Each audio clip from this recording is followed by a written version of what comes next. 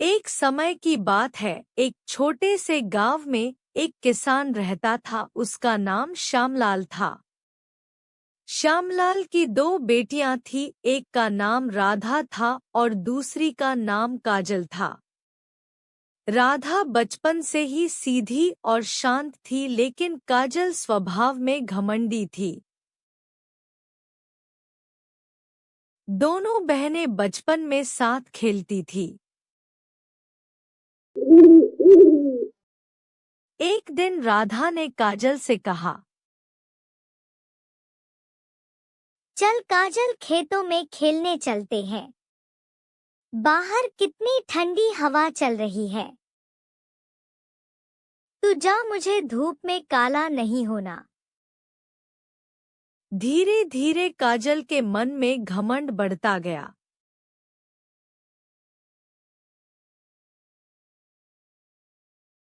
शुरुआत में दोनों बहनें साथ साथ रहती थीं। एक साथ घर का सारा काम करना, एक साथ सोना, एक साथ पानी भरने जाना। पर क्योंकि राधा बचपन से ही शांत स्वभाव की थी, इसलिए गांव वाले राधा की तारीफ ज्यादा करते थे। श्यामलाल की बड़ी बेटी राधा तो बहुत सुशील है, जहाँ भी जाएगी राज करेगी। राधा की तारीफ सुन सुनकर अब काजल अपनी ही बहन से जलने लगी थी। मैं सुंदर भी हूँ, तेज भी हूँ, फिर भी ये सब राधा की ही तारीफ ज्यादा क्यों करते हैं? वो तो मुझसे ज्यादा सुंदर भी नहीं है।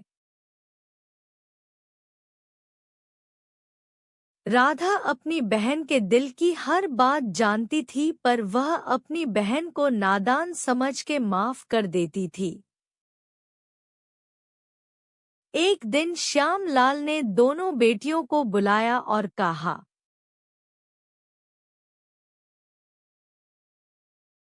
अब तुम दोनों की शादी का समय आ गया है।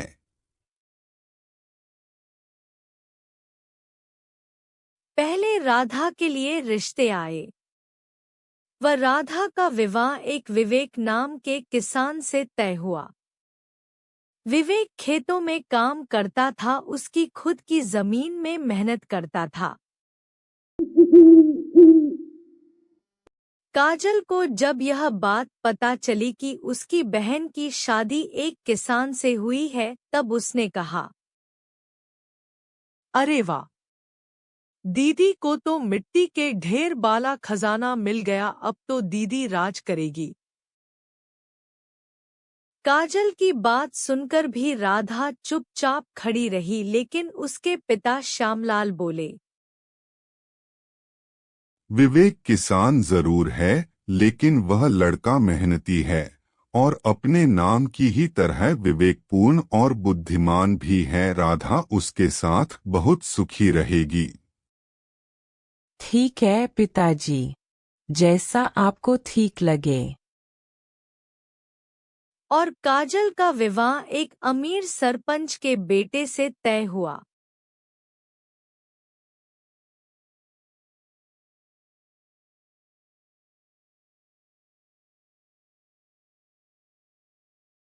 देखा पिताजी, हर किसी की किस्मत मेरे जैसी नहीं होती, और सबको यह मालूम है कि कौन किस लायक है। काजल की यह बात सुनकर भी श्यामलाल ने कुछ नहीं कहा, क्योंकि वे अपनी बेटी को अच्छी तरह जानते थे। दोनों बहनों की शादी हो गई और दोनों अपने अपने ससुराल पहुंच गई, और राधा भी अपने ससुराल पहुंची। विवेक एक छोटे से मकान में रहता था। विवेक ने राधा से कहा, राधा, हमारे पास ज्यादा कुछ नहीं है, पर मैं कोशिश करूंगा कि मैं तुम्हें खुश रख सकूं।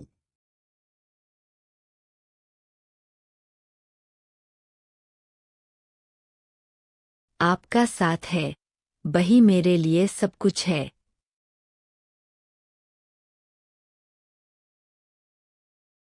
दूसरी तरफ काजल अपने ससुराल पहुंची तो उसने देखा कि उसका घर तो बहुत सुंदर है।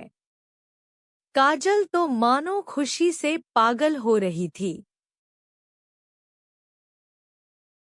अरे वाह, इतना सुंदर घर, इतना सारा पैसा और नौकर चाकर भी।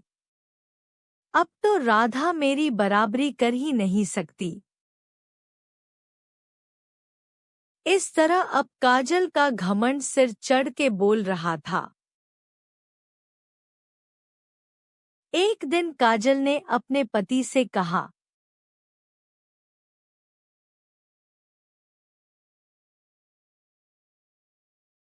रोहित, आप मुझसे बात क्यों नहीं करते?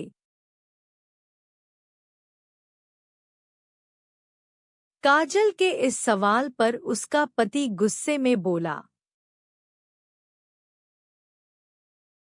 तुम्हें सब कुछ मिला है ना, अब ज्यादा सवाल मत करो। काजल को अपने पति की नाराजगी का पता चला कि अब उनका व्यापार बहुत ज्यादा घाटे में चला गया है और तो और खाने के लाले भी पड़ सकते हैं।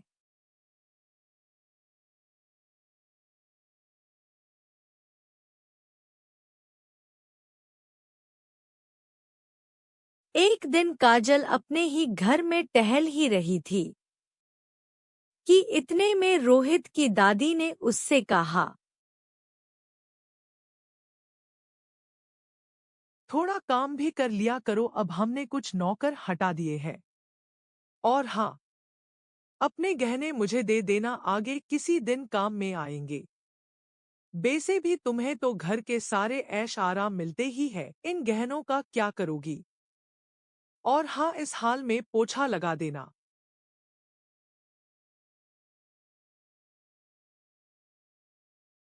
दादी की बातों से काजल का दिल टूट गया था। उसने जिस सुख की कल्पना की थी वह तो उसे मिला, पर उसके बदले परिवार का प्यार और इज्जत अब उसे नहीं मिल रही थी। पहले काजल की जिंदगी शुरू शुरू में बिल्कुल रानी जैसी थी, ना कोई काम करना, ना पैसे व गहनों की कमी। पर अब उसे धीरे धीरे ये एहसास हो रहा था कि असली सुख पैसों में नहीं है, बल्कि इज्जत व परिवार के साथ प्रेम से रहने में है। जो प्रेम व इज्जत उसे अब अपने ससुराल में नहीं मिल रहा था। राधा, मुझे लगता है कि हमें सिर्फ खेत वगैयों पर ही निर्भर नहीं रहना चाहिए, बल्कि और भी कुछ काम करना चाहिए।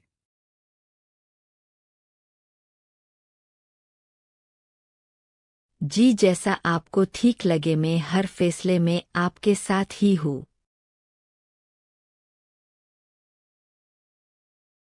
तो फिर ठीक है, अब से हम अपनी उगाई हुई सब्जियों को मंडी में न देकर बाजार में बेचते हैं। इससे हमें दोगुना मुनाफा होगा और ज्यादा पैसे भी मिलेंगे। ठीक है ना? जी, जैसा आप ठीक समझे। इस तरह अब राधा और विवेक दोनों बाजार में सब्जियां बेचने के लिए सब्जियां उगाने लगे। वह दोनों मिलकर बहुत मेहनत करते और विवेक बाजार में जाकर वह सब्जियां बेच आता। इस तरह अब विवेक की तरक्की होने लग गई।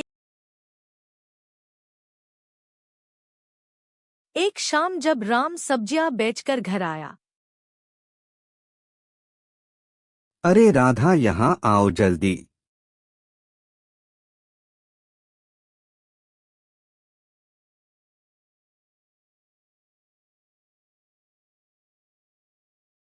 क्यों, क्या हुआ? इसमें क्या है? अरे वाह, साड़ियाँ, आप मेरे लिए साड़ियाँ लेकर आए हैं। नहीं, ये तो मैं फुलवा के लिए लेकर आया हूँ।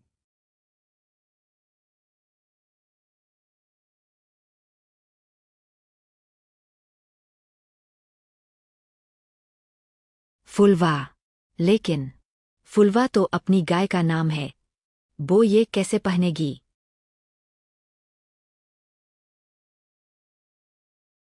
अरे बुद्धू, तुम्हारे ही लिए लाया हूँ।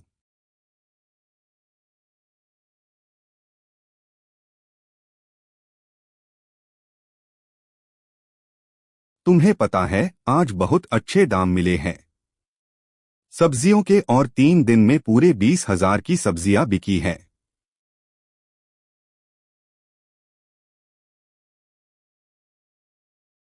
अरे वाह, ये तो कमाल हो गया। अब तो अच्छी तरक्की हो रही है हमारी इन सब्जियों की बिक्री में। हाँ वो तो है, और ये सब तुम्हारी वजह से ही हो पाया है। अगर तुम इतनी मेहनत में मेरे साथ नहीं होती तो मैं इतना काम अकेले कर ही नहीं पाता।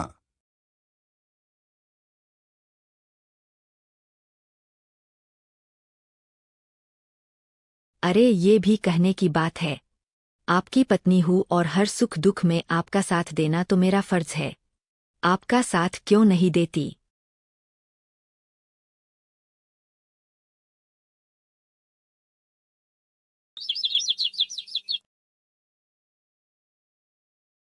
काजल और गीता दोनों अपनी माँ की बरसी पर अपने मायके पहुंची तब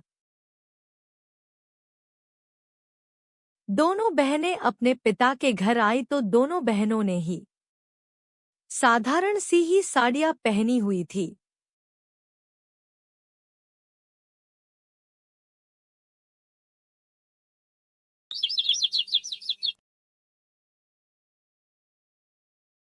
काजल, राधा, कैसी हो तुम दोनों? मैं तो एकदम ठीक हूँ बाबा, आप कैसे हो? और राधा, तुम्हारा तो मजदूरी कर कर के बुरा हाल हो जाता होगा। और विवेक जीजाजी कैसे है?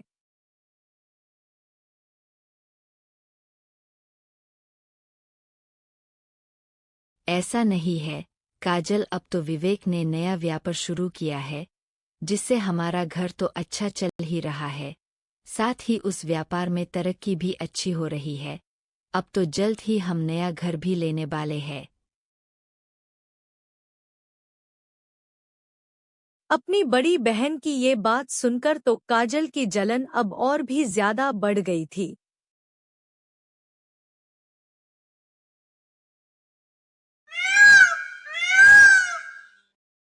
कुछ दिन बाद काजल के पति रोहित का व्यापार पूरी तरह से ठप पड़ गया।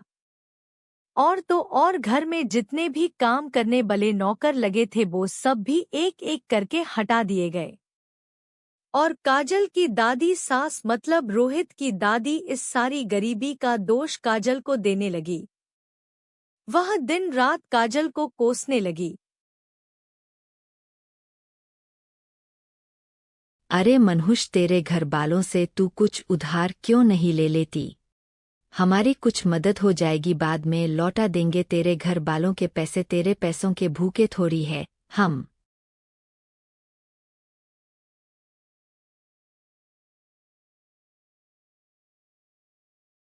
पर दादी जी, मेरे बाबा तो एक किसान है और वो तो खेती बटिया से देते हैं। अब तो बुजुर्ग हो जाने के कारण उनसे खेती भी नहीं होती और हमारे पास तो जमीन भी ज्यादा नहीं है। और जो मेरे बाबा ने कुछ धन जोड़ा था वो तो हम दोनों बहनों के विवाह में लगा दिया।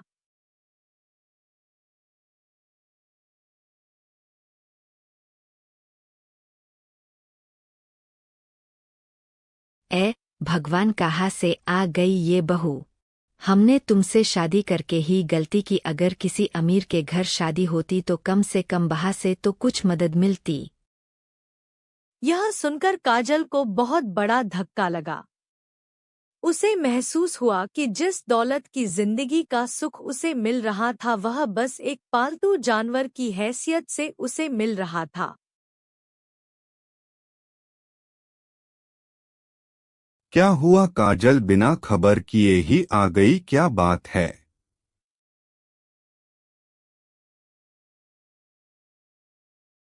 अपने बाबा की ये बात सुनकर काजल ने रोते हुए कहा, बाबा, उन्होंने मुझे घर से निकल जाने के लिए कहा है। मैं उनके लिए एक पालतू जानवर के समान थी। जब तक मन लगा रखा और फिर निकाल दिया। मैं सब कुछ छोड़कर आ गई।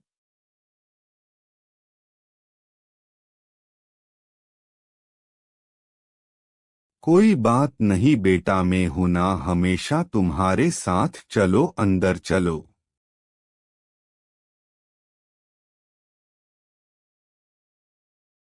काजल घर आने के बाद भी लगातार रोए जा रही थी। काजल को रोते देख श्यामलाल ने अपनी बड़ी बेटी को फोन किया और उसे काजल के बारे में बताया कि कैसे वो अपना घर छोड़कर आई और अब वो लगातार रोए जा रही है। अपने बाबा की बात सुनकर राधा उसी शाम बाबा के घर आ गई।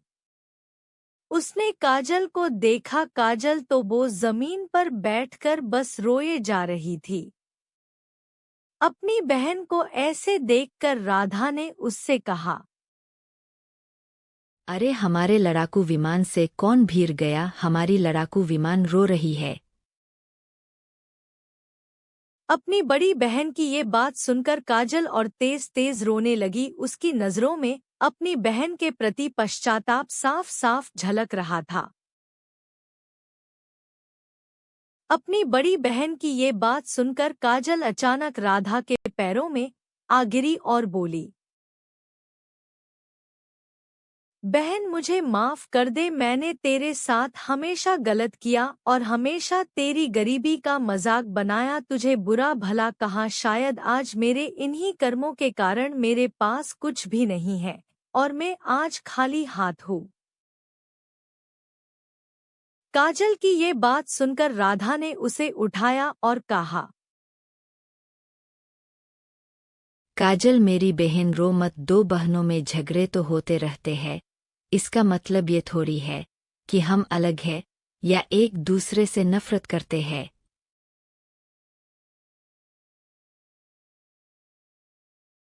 नहीं बहन, मुझे ये बात समझ में आ रही है कि बाहरी चमक दमक से कुछ नहीं होता, पैसे से ज्यादा इंसान कीमती होता है। अरे पागल बहनें माफी नहीं मांगती। अब तू रोना बंद कर, वरना पड़ेगा मेरे हाथ से एक। इस तरह रात गुजर गई और जब अगले दिन सुबह राधा अपने पति के घर गई तब उसने अपने पति विवेक से कहा, विवेक, मैं चाहती थी कि काजल को हम यही बुला ले ताकि वो अपनी पुरानी बात भूल जिंदगी में आगे बढ़े और हमारे साथ काम करके अपने पैरों पे खड़ी हो सके। राधा की ये बात सुनकर विवेक ने बिना कोई सवाल जवाब किए राधा से कहा, अरे राधा, ये भी कोई पूछने की बात है? काजल तुम्हारी बहन है और तुम्हारी बहन मेरी भी बहन जैसी है। अब काजल भी विवेक और राधा के साथ मेहनत करने लगी और रोज सुबह सुबह उठ जाना, खेत में जाना, सब्जी तोड़ना, उनमें पानी देना, ये सब काम करने लगी। काजल को इन सब कामों में बहुत तकलीफ हुई पर उसने हिम्मत नहीं हारी। वह राधा व विवेक के साथ रात को खेत में काम करवाती थी। वह सुबह होते ही विवेक के साथ सब्जी बेचने भी जाती थी। इस तरह अब काजल मेहनत करती गई और उसने कुछ पैसे इकट्ठे किए और एक होटल खोलने का निश्चय किया। विवेक और राधा ने काजल की होटल खोलने में मदद की और राधा और काजल ने जल्द ही एक होटल खोला जो शहर के बीचों बीच बनवाया व उससे उन्होंने खूब कमाई भी की व उनका शहर में खूब नाम हुआ। जल्द ही राधा और विवेक ने काजल का दूसरा विवाह भी एक समीर नाम के व्यक्ति से करवा दिया। इस तरह दोनों बहनें अब खुशी खुशी रहने लग गई थी।